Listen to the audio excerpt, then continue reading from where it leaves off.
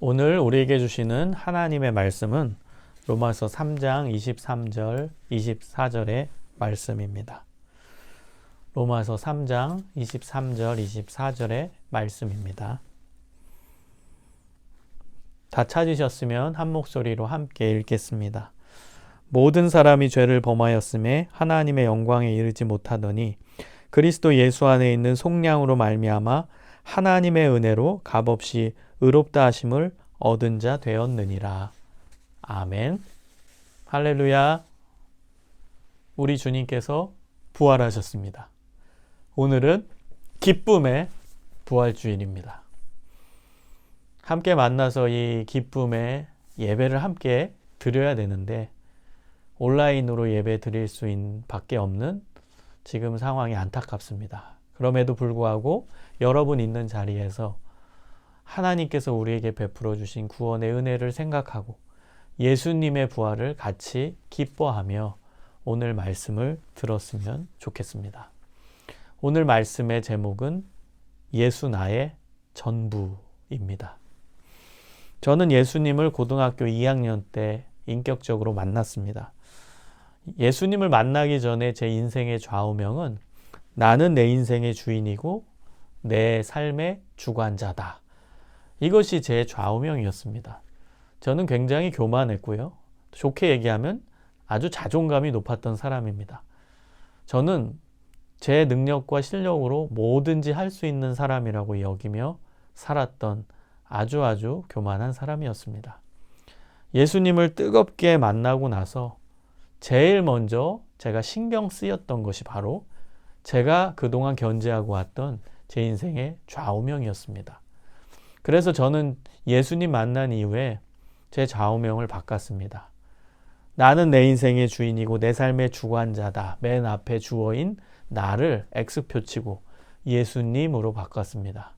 예수님은 내 인생의 주인이요 내 삶의 주관자다. 여러분, 우리가 예수님을 만나면 이러한 놀라운 극적인 변화가 생기는 것입니다. 그 변화는 그냥 잠깐 감동받아서 변화되는 것이 아니라 우리의 인격 자체가, 우리의 전 존재 자체가 변화되는 것입니다. 저는 제 인생의 주인을 저로 여겼고 제 삶을 결정하는 주체가 바로 저라고 여기며 살았지만 예수님을 만나니까 예수님이 내 인생의 주인이신 것입니다. 예수님이 내 삶을 이끄는 주관자이신 것입니다. 이것을 철저히 깨닫고 제가 예수님께 제 모든 것을 내어드리게 된 것입니다. 예수님이 내 안에 오시니까 참 행복했습니다. 예수님이 내 마음에 임하시니까 참 평안했습니다. 예수님과 함께 살아가게 되었고 예수님이 저에게 꿈을 주셨고 그 꿈대로 나아가서 결국 이 자리에 서게 돼 있는 것입니다. 여러분, 예수님을 믿으면 우리의 인격이 변화됩니다. 예수님을 믿으면 우리의 존재가 변화됩니다. 예수님을 믿으면 우리의 가치관이 변화됩니다. 예수님을 믿으면 우리의 꿈이 변화됩니다. 예수님을 만나서 실제적으로 여러분의 삶이 변화되는 놀라운 역사가 일어나시기를 주님의 이름으로 소망합니다. 오늘 본문은 로마서입니다. 로마서는 바울이 썼죠.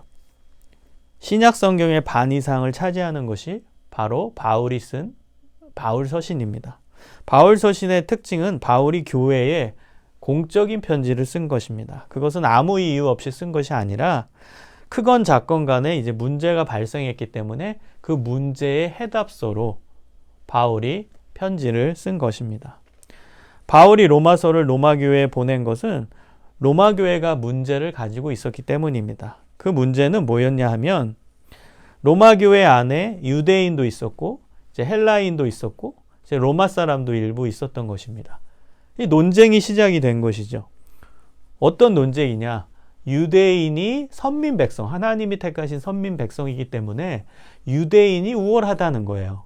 유대인 쪽에서의 이제 이야기인 거죠. 그래서 우리만 구원받았다라는 그런 개념들이 교회 안에서까지 있었다라는 거예요. 기독교회 안에서도. 유대교에서는 그 사상을 견지하고 있었지만 예수 그리스도를 믿는 기독교에서도 그런 신학 사상이 있었다라는 것 자체가 지금 교리와 신학화가 제대로 되어 있지 않다라는 뜻이겠죠. 유대교에서는 유대인 선민 사상이 있습니다. 근데 예수 그리스도를 믿는 사람들 안에서는 예수 그리스도 안에서는 남자나 여자나 종이나 자유자나 헬라인이나 유대인이나 다 하나니라. 이게 기독교의 복음이거든요. 근데 그 복음을 정확하게 아직까지도 내면화하지 못했던 유대인들이 많이 있었다는 거예요. 그래서 싸우는 겁니다. 유대인들은 이제 우리가 우월하다. 그리고 이제 헬라인이나 이제 로마 사람, 이방인인 거죠. 유대인의 입장에서 봤을 때는. 그 사람들은 우월의식이 어딨냐. 그러면서 이제 서로 싸우면서 논쟁이 되었다는 것이죠. 거기에 대해서 오늘 바울이 선포합니다. 3장 23절입니다. 모든 사람이 죄를 범하였음에 하나님의 영광이 이르지 못하더니. 헬라인만 죄인도 아니고 이방인만 죄인도 아니고 유대인도 죄인이고 세상 모든 사람이 다 죄인이라는 답입니다. 근데 죄인들끼리 무슨 우월성을 따지냐는 거예요. 하나님 측면에서 봤을 때는 다 도토리 키재기라는 거죠. 제가 일전에 비유를 들었죠. 비행기를 타고 하늘에 올라가면 땅을 보면 어때요? 작게 보이죠. 그 땅에 사람들이 서서 걸어가고 있죠. 비행기 타고 올라가면 보입니다. 작게 개미같이 보입니다. 여러분, 그 땅에 걸어가고 있는 사람 중에 1m 80도 있고 2m 2도 있고 1m 60도 있고 1m 50도 있어요. 그게 하늘에 올라가면 의미가 있나요? 의미가 없죠. 다 고만고만한 작은 개미같이 보이죠. 우리가 땅의 시선으로 내려올 때나 180이냐 2m 20이냐 이게 중요하지, 키가 중요하지. 하늘에 올라가 보세요. 아래를 보세요. 아무 의미가 없습니다. 하나님의 측면에서 위에서 보면은 땅에서 우리끼리 뭐 누가 높냐 누가 작냐 누가 크냐 이 논쟁은 아무 의미 없다는 것입니다. 하나님 측면에서 보면 우리는 다 죄인입니다. 사람들 중에 조금 의로운 사람이 있겠죠. 좀 착한 일 더 많이 한 사람이 있겠죠. 선천적으로 성격이 아주 온유해가지고 선한 사람이 있겠죠. 그러나 그거는 우리 측에서 땅에서 봤을 때 우리끼리 상대평가일 뿐이지 하늘 위에서 저 높이 계신 하나님이 우리를 봤을 때는 다 도토리 키재기라는 것입니다. 로마서 3장 10절에 보면 의인은 없나니 하나도 없다라고 선포합니다. 한 명쯤은 있을 법도 한데 한 명도 없다고 성경은 선포합니다. 위대한 학자 파스칼은 이렇게 말합니다. 나는 이 세상에 존재하는 단어 중에 3가지 단어를 신뢰하지 않는다. 나는 의인, 위인, 성자 이 3가지 단어를 신뢰하지 않는다. 이 땅에는 오직 한 가지 종류의 사람들만 존재하는데 그것은 죄인이다. 우린 다 죄인입니다. 솔직히 의인이 어디 있고 위인이 어디 있고 성자가 어디 있습니까? 우리가 추앙하는 성자들, 그분들은 완벽했을까요? 우리가 정기문에서 읽었던 사람들, 완벽한 위인일까요? 아니겠죠. 우리와 똑같은 사람입니다. 우리와 똑같은 죄의 본성을 가지고 있는 사람일 뿐입니다.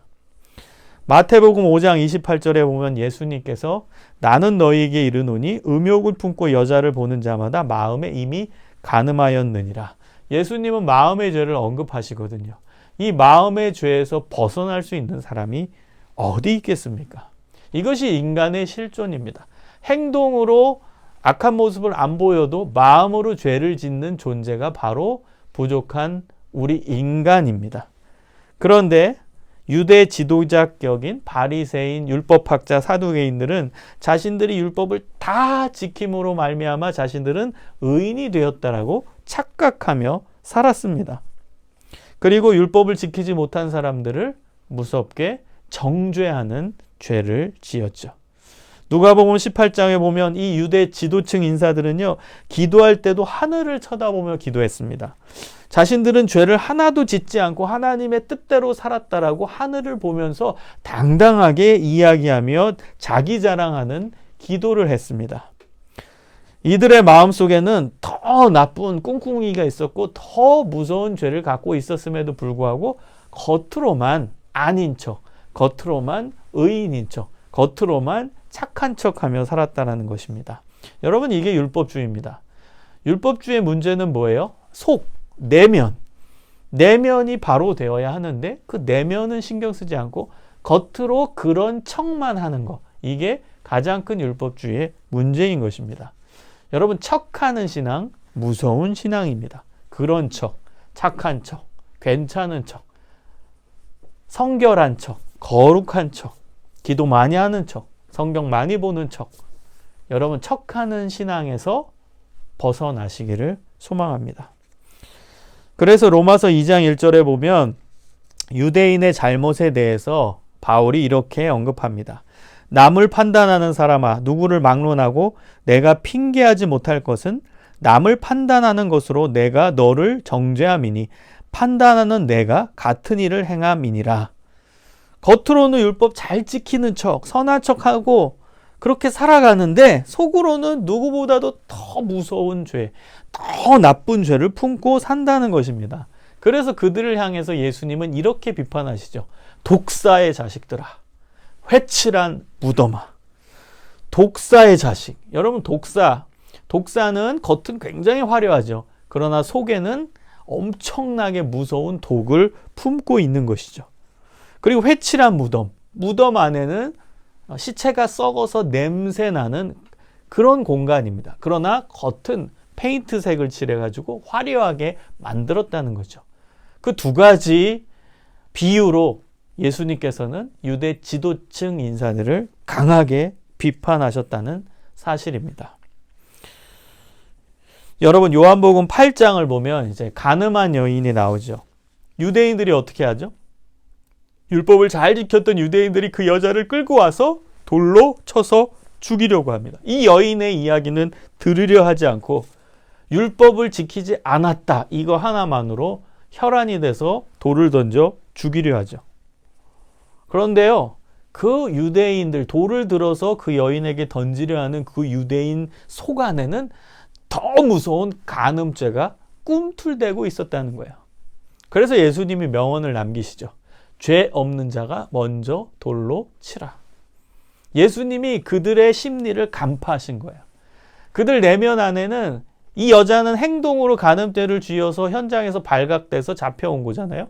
근데 유대인들은 겉으로는 간음죄를 안 지었을 수 있어요. 그러나 속으로는 더 무서운, 더 나쁜 간음죄를 짓고 있었다는 거죠. 그래서 예수님은 죄 없는 자가 먼저 돌로 치라. 거기에 양심이 너무 찔리니까 들고 있던 돌을 던지지 못하고 하나하나 두고 돌아가게 되었던 것입니다. 사랑하는 여러분, 우리의 삶도 때때로 잘못된 유대인이 될 수 있어요. 우리도 실수하잖아요. 우리도 죄 짓잖아요. 우리 자신을 봐야 합니다. 다른 사람 비판하지 말고 정죄하지 말고 나를 봐야 됩니다. 나의 내면을 들여다 봐야 합니다. 예수님의 말씀처럼 형제의 눈 속에 있는 먼지와 같은 티끌을 보는 게 아니라 내 눈 속에 있는 널판지와 같은 큰 들보를 봐야 한다라는 거예요. 다른 사람의 먼지든 잘 보이지만 내 눈에는, 이 예수님 말씀이에요, 널판지 같은 게 있대. 이 들보입니다. 널판지같이 큰 게, 그냥 누구든지 다 보일 수 있는 그 큰 게 들어가 있는데 나는 그걸 볼 수가 없어요. 보질 못해요. 다른 사람 먼지만 보지. 티끌과 같은 먼지만, 작은 것만 다 나는 일일이 다 보고 있죠. 내 거 큰 거는 보지 못하면서. 그게 부족한 우리의 본성입니다. 그게 이기적인 우리의 본성입니다. 우린 그 이기적인 본성에서 벗어나야 됩니다. 내 눈 안에 있는 널판지와 같은 큰 죄를, 부족한 죄를 볼 수 있어야 됩니다. 여러분, 자신은 의인이라고 절대 인정하지 마십시오. 우리는 괜찮다라고, 나는 의로워질 수 있다, 나는 선하게 착하게 살 수 있다, 인정하지 마십시오. 여러분 자신을 믿지 마십시오. 창세기 3장 5절에서 사탄이 하와를 선악과 가지고 유혹을 하죠. 뭐라고 얘기하죠? 너희가 그것을 먹는 날에는 너희 눈이 밝아져 하나님과 같이 되어 선악을 알 줄 하나님이 아심이니라. 여러분, 이 선악과에 담겨 있는 이제 여러 가지 이제 신학적 의미가 있는데요. 오늘은 그 선악에 집중했으면 좋겠습니다. 여러분, 이 사람은 선이다, 이 사람은 악이다. 돌려 얘기하면 뭐죠? 선은 의인인 거예요. 죄가 없는 거. 악은 죄가 있는 거. 그러면 선악과라는 건 뭐예요? 선악과를 먹으면 이제 선악을 구별할 수 있는 권한이 주어지는 거거든요. 그 능력이 주어지는 거거든요. 그럼 그 능력은 뭐라고요? 너는 죄인, 너는 의인을 판별할 수 있게 되는 거예요. 그래서 하나님은 그 권한을 인간에게 주시지 않았어요. 왜?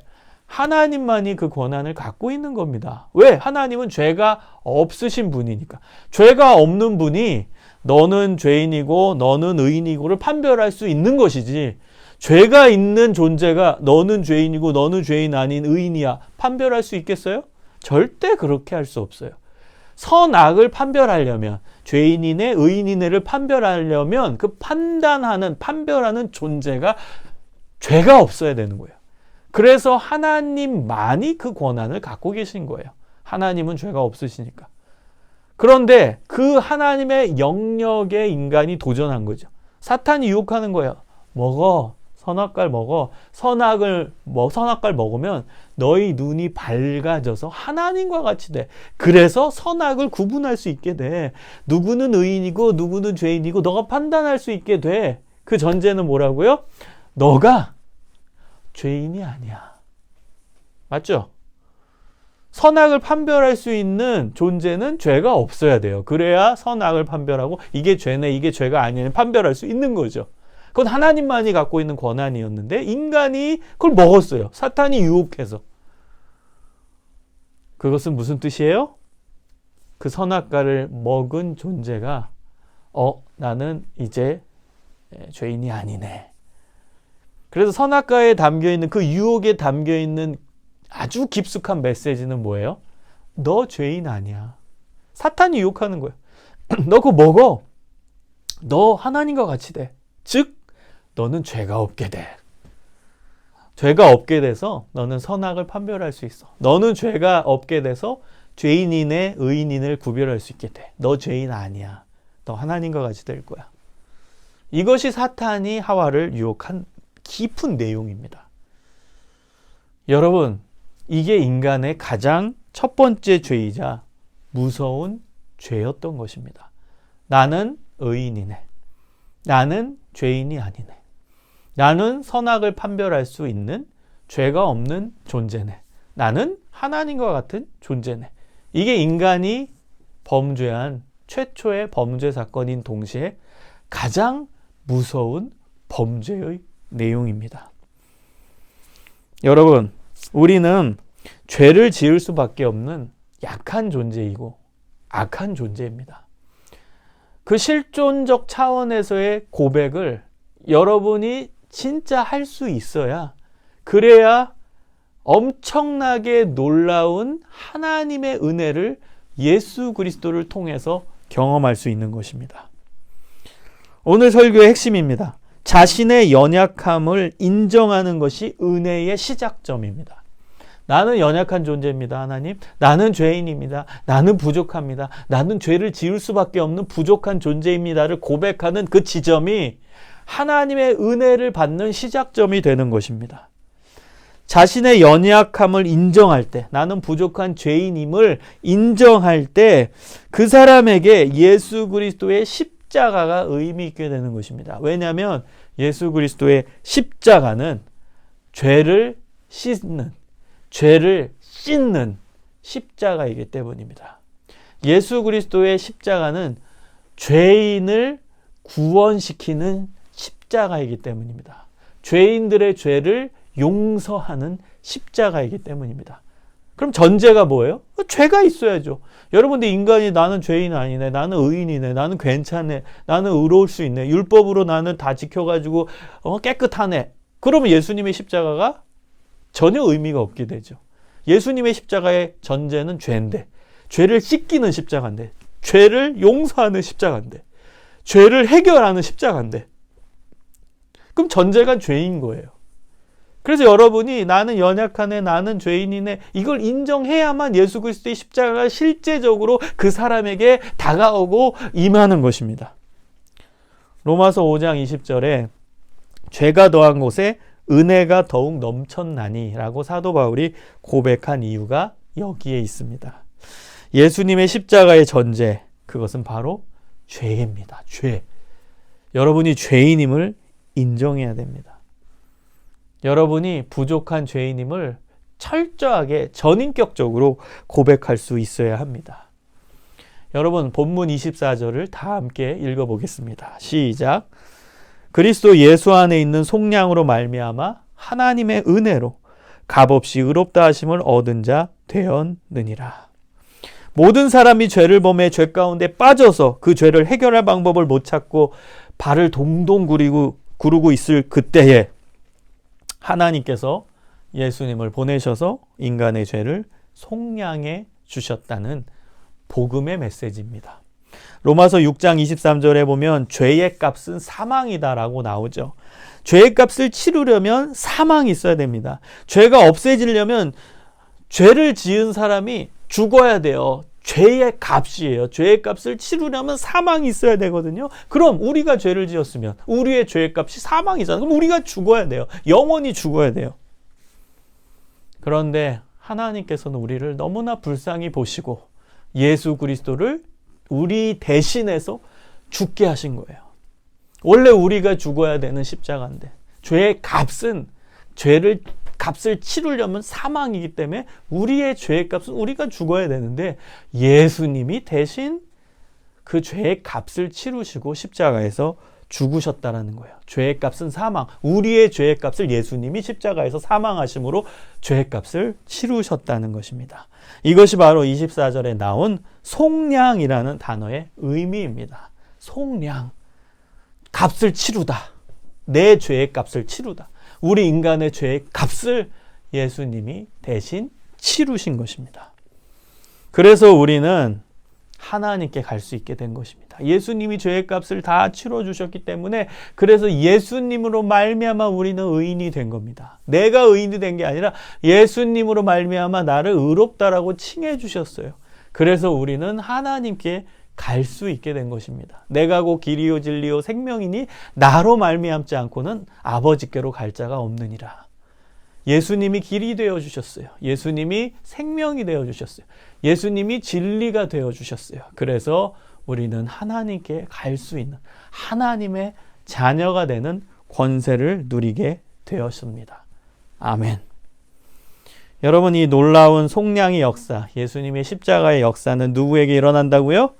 자기 자신이 연약한 죄인임을 고백하는 그곳에, 그 사람에게. 그래서 십자가의 전제는 자신이 죄인임을 고백하는 것이고 은혜 받음의 전제도 자신의 연약함을 예수님께 내려놓는 것입니다. 마가복음 2장 17절에 보면 예수님은 자신이 의사임을 비유하십니다. 건강한 자에게는 의원이 쓸데없고 병든 자에게라야 쓸데있느니라. 내가 의인을 부르러 온 것이 아니요 죄인을 부르러 왔노라. 예수님은 죄인을 부르러 오셨다고 말씀하십니다. 여러분, 건강한 사람에게는 의원이 필요 없잖아요. 병원에 갈 일이 없잖아요.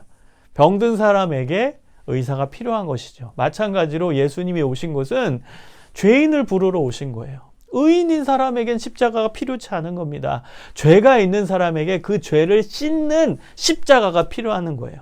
그 죄를 용서하는 십자가가 필요한 거예요. 구원을 주는 십자가가 필요한 것입니다. 사랑하는 여러분, 우리의 실존을 우린 잘 알고 있잖아요. 그래서 우리 하나님 앞에는 절대 높아지면 안 됩니다. 하나님께 높아지지 않는 사람은 사람에게도 높아지지 않습니다. 왜? 내가 죄인인데 어떻게 높아집니까? 내가 부족한 죄인인데 어떻게 우쭐댈 수 있겠습니까? 우린 하나님 앞에 겸손, 사람 앞에 겸손하게 살 수밖에 없는 존재입니다. 제가 좋아하는 찬양이 있습니다. 약할 때 강함 대신에. 약할 때 강함 대신에 나의 보배가 되시는 주 나의 모든 것. 쓰러진 나를 세우고 나의 빈잔을 채우네 주 나의 모든 것. 예수 어린 양, 예수 어린 양, 존귀한 이름, 예수 어린 양, 예수 어린 양, 존귀한 이름. 여러분, 우리의 연약함 하나님은 알고 계세요. 우리의 연약함 예수님 다 알고 계세요. 내려놓으십시오. 그저 솔직히 내려놓고 예수님께 나아가십시오. 내려놓고 하나님의 은혜를 구하십시오. 나는 할 수 있습니다. 나는 됩니다. 나는 해볼 겁니다. 바둥바둥 되지 말고 하나님의 은혜를 구하십시오. 예수님의 도우심을 구하십시오. 여러분, 나의 연약함을 인정하는 빈 공간이 크면 클수록 예수님의 역사가 더 커지게 되는 것입니다. 여러분 안에 빈 공간이 커져야 돼요.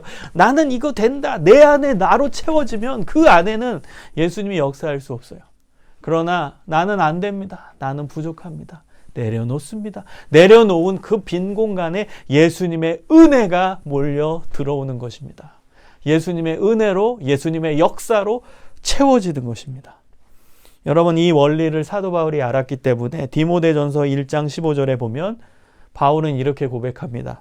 죄인 중에 내가 괴수라. 죄인 중에 넘버원이라고 고백하는 거예요. 여러분, 이게 부끄러운 고백입니까? 아니에요. 이것은 은혜 제일 많이 받는 사람의 놀라운 고백인 거예요. 죄인 중에 넘버원, 세계 최고의 죄인은 사도 바울 나 본인이다. 이렇게 고백하는 거예요. 부끄럽습니까? 그래서 하나님과의 관계성 속에서 보면 하나님, 저 이렇게 가장 넘버원 죄인이니까 가장 큰 십자가의 은혜를 허락해 주시옵소서. 이 고백인 거예요.